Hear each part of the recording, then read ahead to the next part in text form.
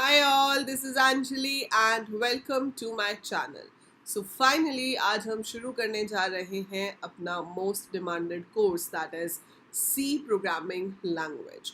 तो आप सब लोग अभी 12th के एग्जाम्स दे चुके हो. ऑब्वियसली जो अभी 12th में आए हैं या जो अभी 11th में आए हैं बेटा आपके लिए प्लेलिस्ट ऑलरेडी चल रही है.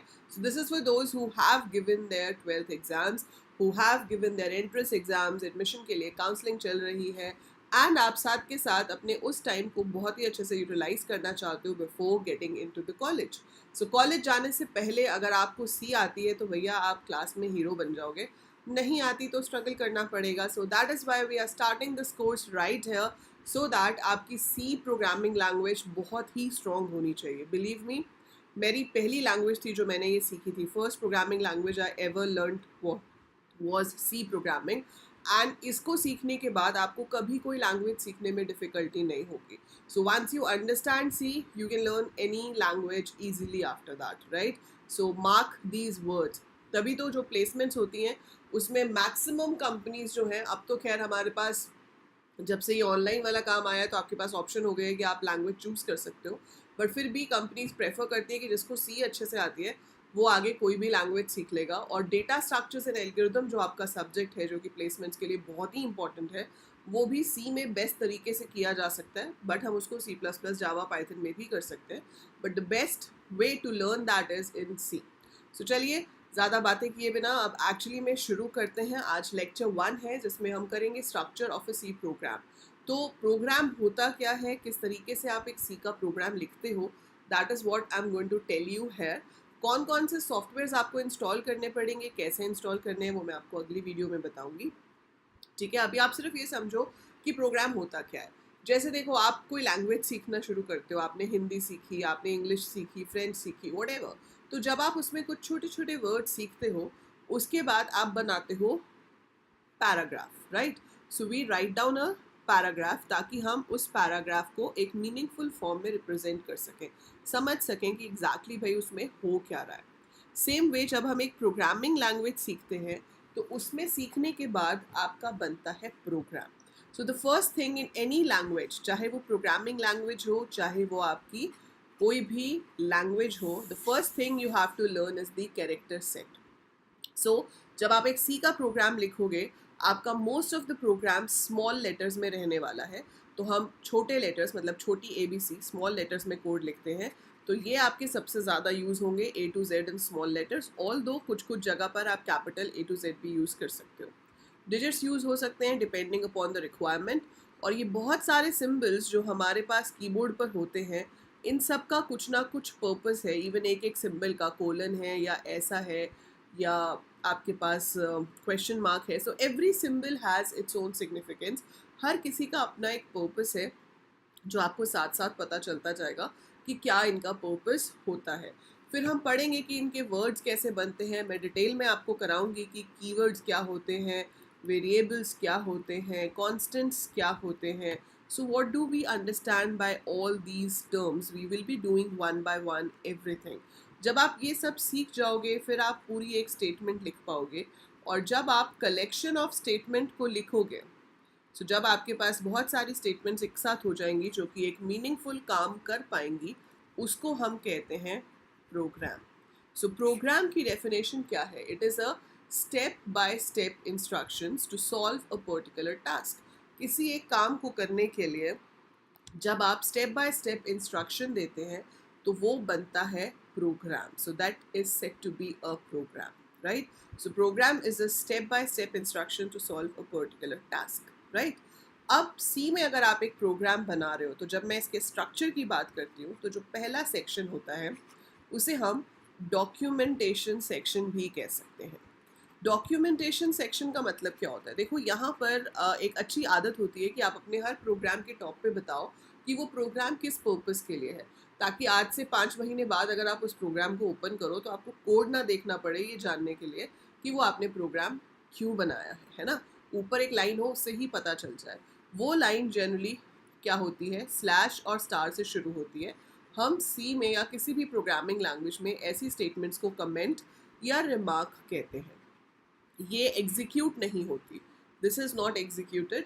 ये सिर्फ हमारी अपनी रेफरेंस के लिए होती है। आप शुरू कैसे करोगे, एक स्लैश और स्टार देके, then right whatever and then star और स्लैश देके इसको हम बंद कर देंगे। सो इसका मतलब है this is not to be executed. मैं यहाँ लिख सकती हूँ program to find result of a student, ठीक है, बट इसका एग्जीक्यूशन से कोई लेना देना नहीं है। तो first section is documentation section. उसके बाद हमारे पास आता है हेडर फाइल सेक्शन। अब सी जो है that is the only middle level language we have, and इस लैंग्वेज को भी ट्रांसलेट करना पड़ता है, ठीक है। कंप्यूटर को सी डायरेक्टली समझ नहीं आती है, तो सी का जो प्रोग्राम आप लिखोगे वो एक कंपाइलर के पास जाएगा, और वो कंपाइलर बदले में क्रिएट करेगा उसका बाइनरी कोड, मतलब मशीन कोड, जो कि एग्जीक्यूट होगा। लेकिन ये कन्वर्जन के लिए कुछ एक्स्ट्रा फाइल्स की ज़रूरत भी पड़ती है, और वो फाइल्स आपको इंक्लूड करनी पड़ती हैं with the help of the symbol hash. तो हम लिखते हैं हैश इंक्लूड। इंक्लूड पूरा का पूरा स्मॉल है, हैश और इंक्लूड में स्पेस नहीं है, it's hash include. Include is in small letters.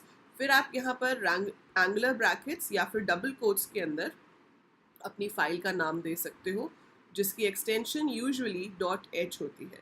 So we can give name of the file either in angular brackets और इन डबल कोट्स। क्या फ़र्क है वो आगे जाके आप जान जाएंगे।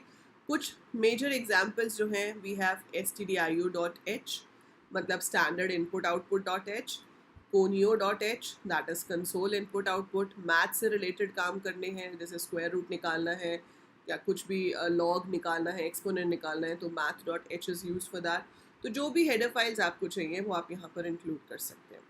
उसके बाद हमारे पास जो कोड होता है वो छोटे छोटे ब्लॉक्स में लिखा जाता है, और उन ब्लॉक्स को हम फंक्शंस बोलते हैं। एक फंक्शन कंपल्सरी होता है सी में बनाना, जिसका नाम है मेन।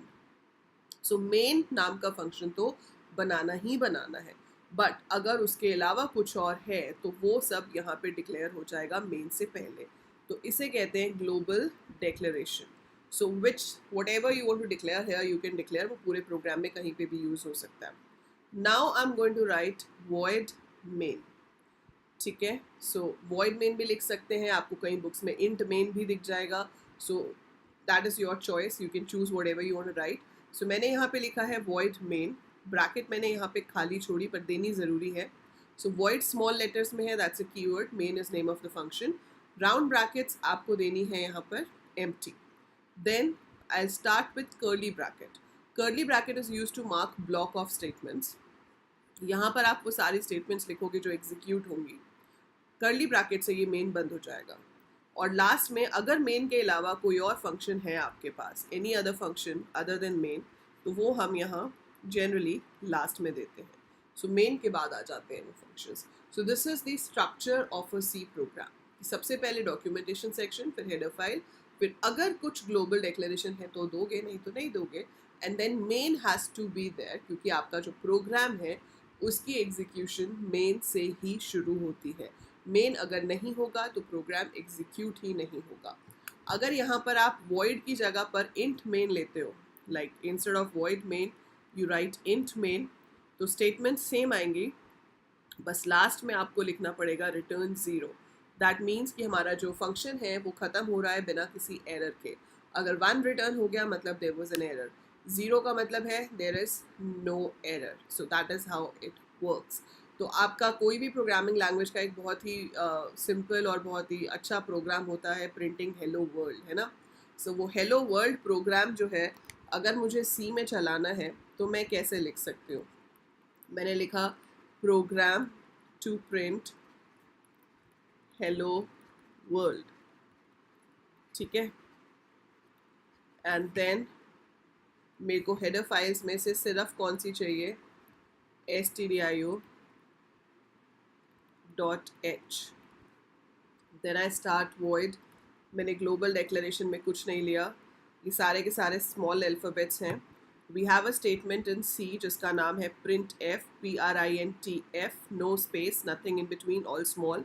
राउंड ब्रैकेट स्टार्ट करूँगी, डबल कोट्स के अंदर लिखूँगी हेलो वर्ल्ड, ब्रैकेट क्लोज करूँगी, and I will put a semicolon, that's like a full stop in C, and then void है इसलिए रिटर्न 0 नहीं लिख रही हूँ, बंद कर दिया। कोई और फंक्शन मैंने इसमें नहीं बनाना है, that is it. That is one simple program in C language जो आपकी स्क्रीन पर हेलो वर्ल्ड प्रिंट करेगा जब हम इसे एग्जीक्यूट करेंगे। पर इसको एग्जीक्यूट कहाँ करना है उसके लिए बहुत सारे सॉफ्टवेयर्स की ऑप्शंस हैं, और वो बहुत सारे सॉफ्टवेयर्स की ऑप्शन आपको अगली क्लास में मिलेगी और मैं आपको रन करके भी दिखाऊंगी. Example like you can do it in VS Code, you can do it in code block, you can do it in Turbo C++, you can do it in Dev C++, या फिर आप simple GCC compiler use करके command prompt से भी इसको run कर सकते हैं. So it's totally up to you how do you want to do it, and it is possible. So this is the basic structure of a C program, and इसको run कैसे करना है वो आपको अगली क्लास में कराया जाएगा. तब तक मुझे ज़रूर कमेंट्स में बताना कि कुछ समझ आया कि नहीं समझ आया. अभी तो शुरुआत है, धीरे धीरे हम आगे बढ़ते जाएंगे. छोटे छोटे लेक्चर्स होंगे ताकि आपको बहुत ज़्यादा बर्डन फील ना हो, एंड साथ साथ प्रैक्टिस आप करते जाएंगे.